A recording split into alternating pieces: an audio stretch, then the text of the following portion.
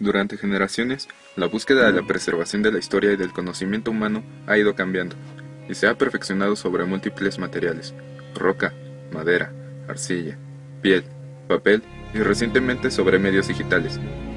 Sin embargo, en esta variedad de plataformas, indudablemente el papel, en su forma más popular encuadernada, ha sido por muchos años el rey en la conservación de los sueños e ideas de la humanidad para la prosperidad. Fue entre los siglos II y III, y ya en la Edad Media, que los libros dejaron de ser un rollo continuo, para adquirir su más conocido aspecto rectangular de hojas cosidas. Este nuevo formato facilitó el tomar notas, escribir mientras se leía, o bien, acceder directamente a un punto exacto del texto.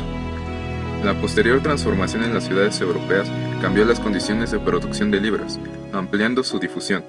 Esto ocurrió en torno a las primeras universidades, junto con una renovación intelectual de la época. Además, el desarrollo del comercio y de la burguesía supusieron, de igual modo, una nueva demanda de textos especializados, como libros de derecho, historia, novelas, etc. Después, hacia 1440, Gutenberg desarrolló técnicas de impresión que dieron entrada al libro a la producción en masa. Con esto, el libro dejó de ser un objeto único, escrito o reproducido manualmente de acuerdo a la demanda. La nueva edición de un libro requirió de toda una empresa, capital para su realización y un mercado para su difusión. En consecuencia, el costo de cada ejemplar se redujo, causando una expansión en el mercado. Años después, vino la introducción de las máquinas de impresión a vapor, que llevaron al libro a la era de la producción industrial. Esto ocurrió alrededor de 1820. Además, los nuevos molinos de papel a vapor constituyeron la innovación más importante para la producción del libro, después de Gutenberg. Con el pasar de los años, en la década de los 90, se publicó el primer libro digital, la obra del asesinato, de Thomas Quincy. Además, la página de ventas por internet, Amazon, integra libros a sus catálogos, y llegan los primeros lectores de libros digitales, el Rocket eBook y el Softbook, a finales de la década. Y, aunque el término de libro digital es ambiguo, ya que se refiere tanto a una obra de texto en formato digital como a un dispositivo electrónico de lectura, podemos definir el libro digital como una publicación cuyo soporte es un archivo electrónico que puede almacenarse en distintos medios digitales y permite incorporar elementos multimedia e interactivos. Para fines propios, se hablará de libro digital entendiendo las más recientes ediciones hechas especialmente para lectores electrónicos, es decir, aquellos formatos que buscan emular y mejorar la experiencia de la lectura del libro impreso. Así pues, la reciente introducción de dispositivos como el iPad, Kindle, Sony Reader y otras tabletas y lectores electrónicos, junto con la locura comercial que estos traen, son la plataforma para nuevas y mejoradas formas de acceso a contenidos escritos de autor, tales como libros educativos, especializados, infantiles, novelas, etc. Recientemente, la cadena de librerías en México, Gandhi, ha puesto a la venta su propio lector de libros digitales, el SciBook. Aunque originalmente el concepto era muy sencillo y modesto, el libro digital era una mera transformación del libro que conocíamos en papel, pero puesto en una pantalla electrónica, exactamente con el mismo formato e idéntica presentación. De hecho, el ordenador se convirtió en un pasapáginas, pero durante los últimos años el libro digital ha ido evolucionando hacia un producto más complejo. Empresas como Apple, en su vasto mercado de aplicaciones para sus distintos dispositivos, ofrece también herramientas de autoedición, software propio y de terceros, herramientas que facilitan y abaratan enormemente los tiempos y costos de edición tradicional, aunque estos no garanticen de ningún modo la calidad de la publicación. Otros servicios web como Bubok, Lulu o Yo Escribo permiten a los autores autopublicar sus libros en Internet y en los libros digitales. En estos servicios no hace falta un número mínimo de impresiones ni hay filtros de un editor para que los lectores conozcan nuevos escritores. Bubok, por ejemplo, permite disponer del libro en formato digital y en libro físico. Además, el autor decide el precio de venta. El lector elige la forma de envío, ya sea impreso o digital. Igualmente, el autor decide prácticamente todos los aspectos de su publicación. Los costos de edición son muy accesibles y se cuenta con un equipo profesional para los procesos típicos de la edición de un libro. Tradicionalmente, el distribuidor no le pediría a la editorial menos del 50 o 60% del precio en concepto de comisión. Al final, el autor ganará solamente un aproximado del 10% del precio de venta al público. Mira, los costos reales de un libro tienen que incluir todos los servicios que implica hacer un libro: corrección de estilo, quizá la traducción si es necesario, el conseguir los derechos de ciertos materiales como podrían ser fotografías muy especiales, etc. Cada cosa que tú le añadas al libro te aumenta el costo, ¿no? Y a ese costo, que ya sale con todos los servicios incluidos, se divide entre el número de ejemplares que se produzcan. No es lo mismo hacer 1000 ejemplares que hacer 10.000, y a ese costo por ejemplar se multiplica por un factor, y ese es el precio de venta al público. En cuanto a la ganancia del autor, pues yo podría comentar que eso es muy relativo, ¿no? O sea, yo en pocas palabras diría que es poco el dinero que se gana.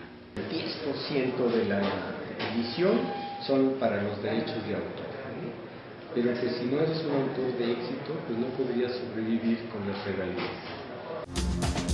En la edición bajo demanda en línea, un plan básico, una edición electrónica completa cuesta solo $295, y por menos de $500 se pueden tener ejemplares en papel y la obra a la venta en sitios como Amazon.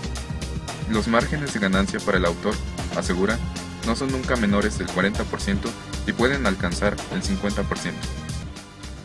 Para que el público adquiera alguna de estas publicaciones digitalizadas, puede recurrir a sitios populares como iBooks de la empresa Apple, ingresar a Amazon o a un sinfín de sitios que ofrecen a la venta una enorme cantidad de títulos adaptados específicamente para los nuevos lectores electrónicos. Estas publicaciones también atienden la diversidad con contenidos adaptados a personas con discapacidad visual y o auditiva, modificando el tipo y tamaño del texto, color, luminosidad de la pantalla, lectura con voz, etc. En Estados Unidos, la demanda de libros digitales a través de estos servicios en línea ya ocupa el 30% de producción editorial en aquel país. La mayoría han sido descargados directamente a plataformas como iPad o Kindle.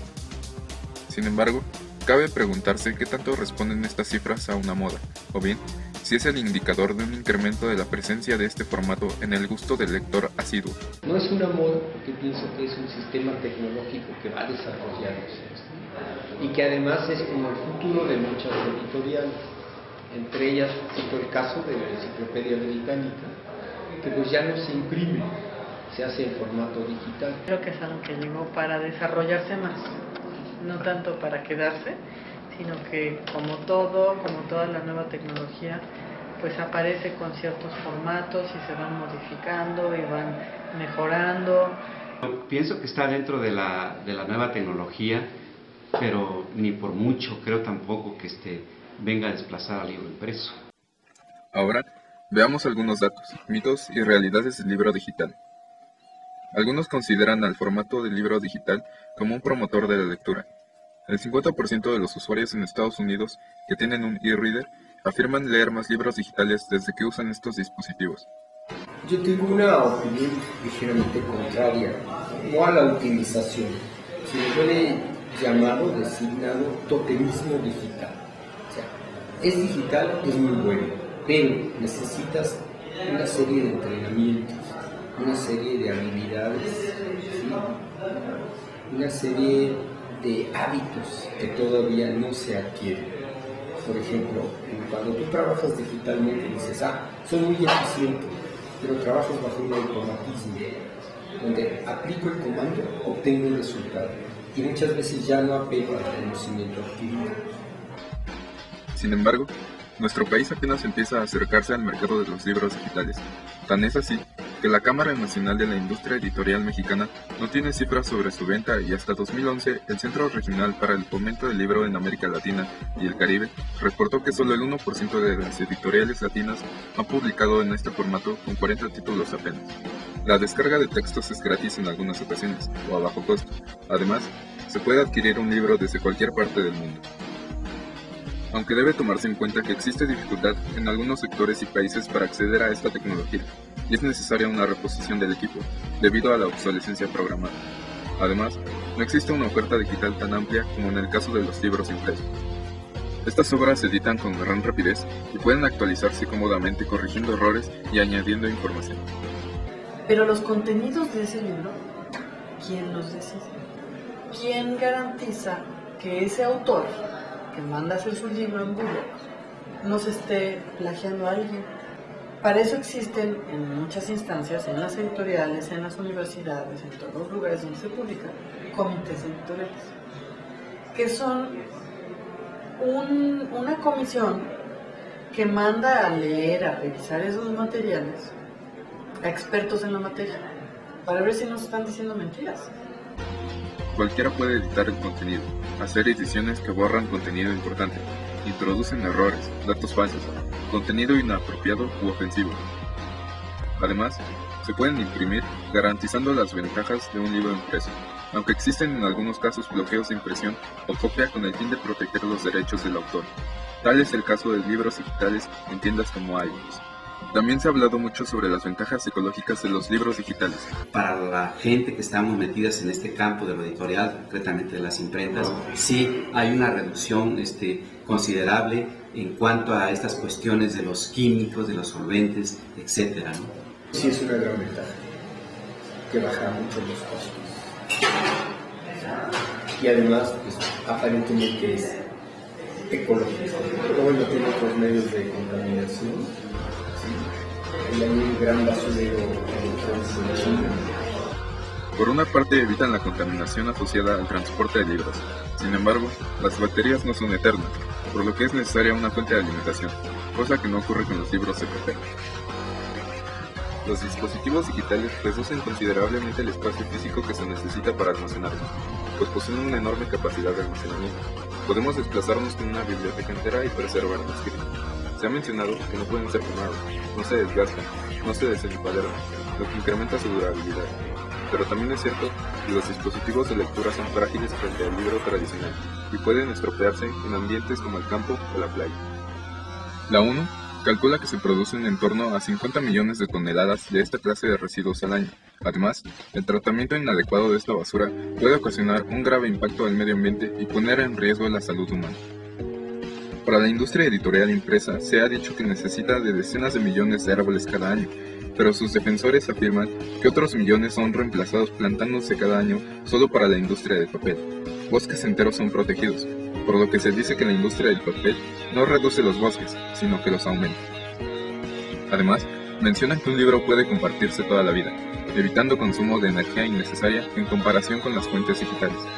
En nuestro país, el formato digital de libros está en pañales, y ello se debe a que el mercado es nuevo, ya que existen pocas plataformas hasta ahora desarrolladas con sus propios dispositivos disponibles, aseguró Carmen Ospina, directora de división digital de Random House Mondadori, México. Ospina sostuvo que el desarrollo digital en México es lento, pero confió en que tras la llegada de la empresa Apple, en corto tiempo el mercado mexicano se convierta en el más grande en términos de ventas digitales en América Latina. Sin embargo, los grandes fans de Apple en México, usuarios del iPad, confiesan es usado para todo menos para leer libros. Los lectores de libros digitales como el Kindle, el Sony Reader y hasta la nueva propuesta de la marca Gandhi, el SciBook, parecen ser atractivos aún para pocos lectores. Aunque sí estoy consciente de que hoy en día sí ya empieza a haber mucha demanda en cuanto al libro digital, por estas razones, o sea que tú puedes personalizar un libro, 2, 5, 10, 15, etcétera, ¿no? Esa sería, digamos, una de las grandes ventajas. Te dices, ¿cómo es posible que en un país con tanta desigualdad económica, donde existe más de la mitad de la población en condiciones de pobreza, que serían más o menos 50 millones de habitantes, haya 50 millones de usuarios de teléfonos celulares? ¿De dónde sale el recurso? Entonces tú dices, esta gente tendría la capacidad de adquirir un lector digital, o tendría que haber ciertos proyectos que promocionen la consulta digital en centros sociales, en colectivos, donde tú puedes ir y consultar el libro. Finalmente, el libro se ha considerado tradicionalmente como una ayuda indispensable en cualquier proceso de formación, puesto que en él no solo se encuentra información, sino también un medio de comunicación. En ese sentido, asegura que los libros digitales representan una herramienta fundamental para la práctica docente en el siglo XXI. Sí considero que es importante como tal, pero recordemos también, que nosotros como mexicanos somos malos lectores. Si de por sí nos da flojera leer un libro impreso que es tan hermoso, ¿no? Por esas características que tiene, ¿no?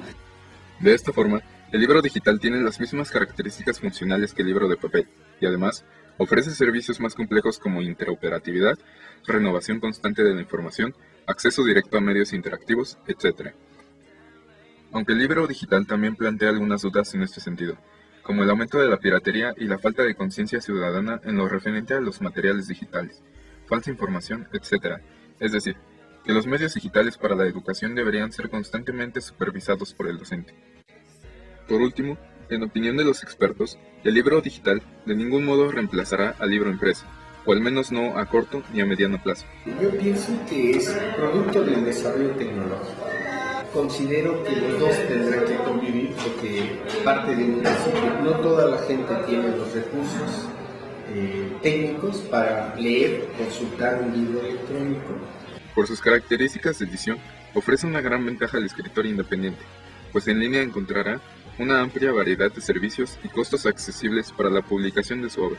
En contraposición, se requiere de mecanismos de regulación que garanticen la veracidad de los contenidos, de las actualizaciones y de la participación abierta al público que en algunos casos se ofrece. Para la industria editorial, ha significado una nueva alternativa para ampliar la oferta y la demanda, aunque ésta dependa completamente de un dispositivo al que no todos pueden acceder, y que además no garantiza la misma durabilidad que el libro impreso. Para la educación, tiene un gran potencial como herramienta de enseñanza-aprendizaje, no solo para el estudiante, sino para el profesor, pues es un sistema que permite un acceso inmediato a la información más relevante y más reciente, acompañado de la interactividad que solo este medio puede ofrecer. Es un impacto muy fuerte y que lo hace muy variado, muy informativo, muy interactivo, pues eso lo hace mucho más interesante. Sí, ahí sí,